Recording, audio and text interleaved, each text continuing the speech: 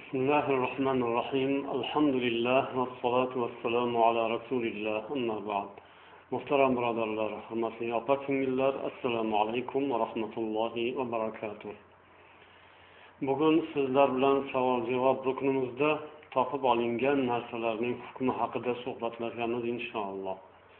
Bizga yuborilgan savollarning biri mana shu mazmunda edi. Bir birodarimiz yozdilar: men kechqurun magazinda tozalovchi bo'lib ishlayman. Har kuni tangalar topib olaman. Shu tangalarni olsam bo'ladimi, yo'qmi?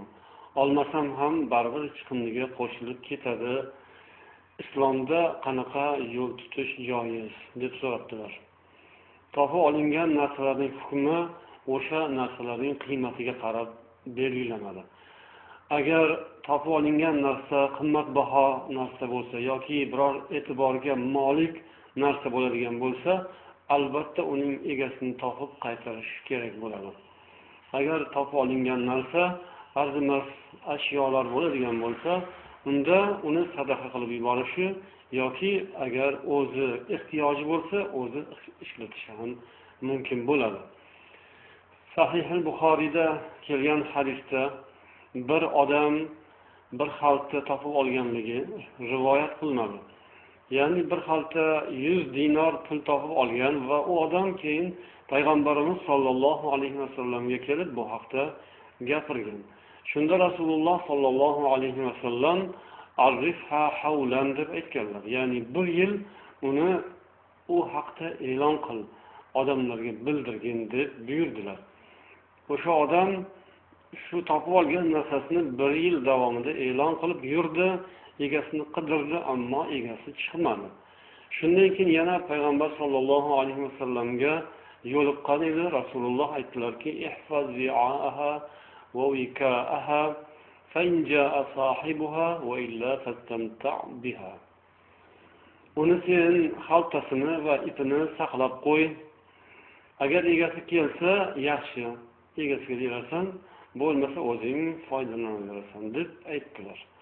Shunga ko'ra, demak, qimmatbaho narsa bo'lsa, uni bir yil davomida egasini qidirish kerak bo'ladi, e'lon qilish kerak bo'ladi. Egasi agar topilsa, o'sha egasi ekanini surishtirib bilib aniqlash kerak. Agar egasi to'g'ri topib kelgan bo'lsa, demak, egasi ekanligi isbot bo'ladigan bo'lsa, demak, u odam qo'liga topshiradi narsasini. Agar egasi topilmaydigan bo'lsa, unda o'ziga ishlatish mumkin yoki sadaqa qilib yuborishi mumkin.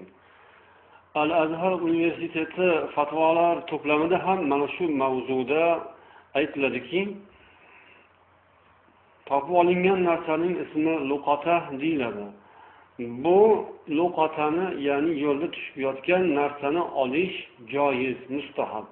Ba'zilar esa uni vojib deyishgan. Chunki mol-mulk, insonga kerak bo'ladigan mol-mulk yo'q bo'lib, yerda qolib, tuproqqa qo'shilib ketishi mumkin emas. Uni demak olish va egasiga yetkazish topgan odamning vazifasi, unga vojib bo'ladi. Ya'ni olish vojib bo'ladi deb aytishgan.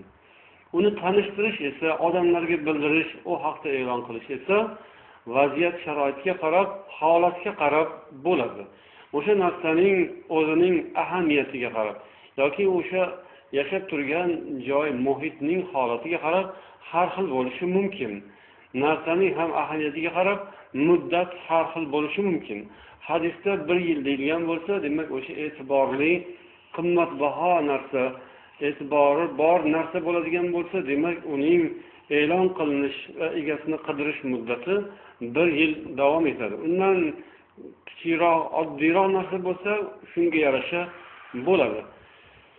Demak, agar inson shunday narsani topib oladigan bo'lsa, uni e'lon qilishi yoki ana o'shanday narsalarni topshiriladigan muassasa, tashkilot bo'lsa, o'sha yerga topshirishi kerak ekanligi aytiladi mana shu Azharning fatvosida.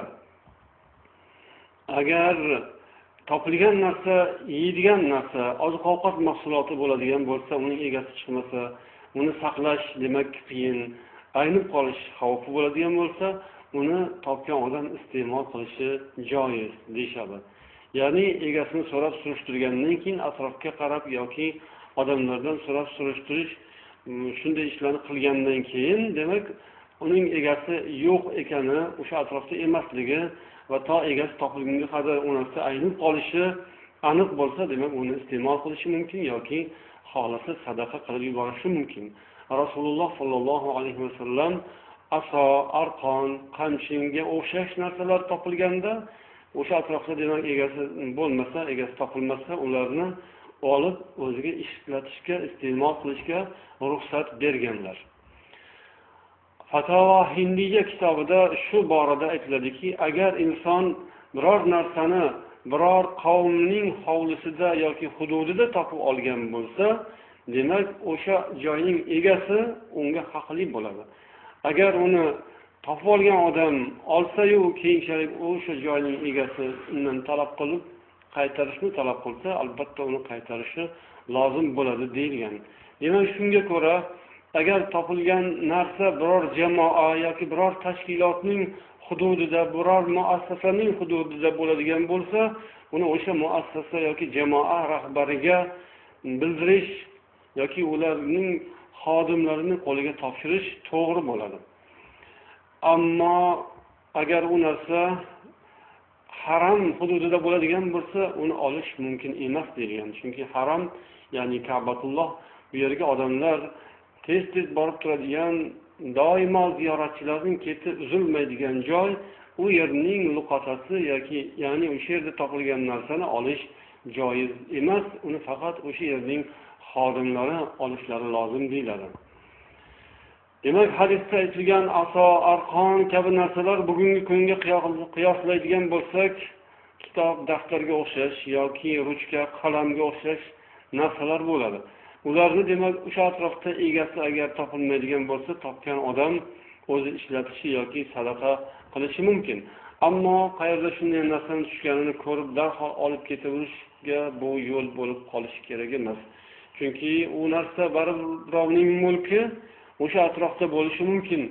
O'sha payg'ambar sollallohu alayhi vasallam hadislarda egasini qidirish haqida bo'lgan tavsiyalari demak bu kichkina narsalarga ham tegishli bo'ladi. Ya'ni o'sha atrofda mana bu narsa kimniki deb so'rash, qidirish lozim bo'ladi va bu qisqa muddatga bo'lsa ham olgan narsani, ko'rgan narsani yerdan olib darhol cho'ntaga solib ketaverish bu yaxshi fazilat emas, bu yaxshi xislat emas. Birovning narsasini yo'qolgan bo'lsa, olib egasiga yetkazish bu yaxshi xislat, egasi shundan albatta xursand bo'ladi. Endi mana shu aytilganlardan kelib chiqib xulosa qilib aytish mumkinki, ana o'sha magazinda ishlaydigan birodar ham o'sha yerga to'kilib tushib qolgan tangalarni agar qiymati ko'proq bo'ladigan bo'lsa, uni shu magazinning xo'jayiniga bildirish o'rinli bo'ladi. Agar bu kishi aytgandek, u e'tiborga olinmaydigan oz miqdordagi narsa bo'lsa va uni demak u magazinning egasiga ko'rsatishni ham o'rni yo'q, u arzimaydigan va u yana chiqindiga qo'shilib ketadigan narsalar bo'ladigan bo'lsa, uni demak bemalol topgan odam olishi, o'ziga ishlatishi xohlasa sadaqa qilib yuborishi mumkin. Alloh barchamizga tavfiq bersin. Subhanakallohumma va bihamdik, ashhadu an la ilaha illa anta astaghfiruka va atubu ilayk. Assalomu alaykum va rahmatullohi va barakatuh.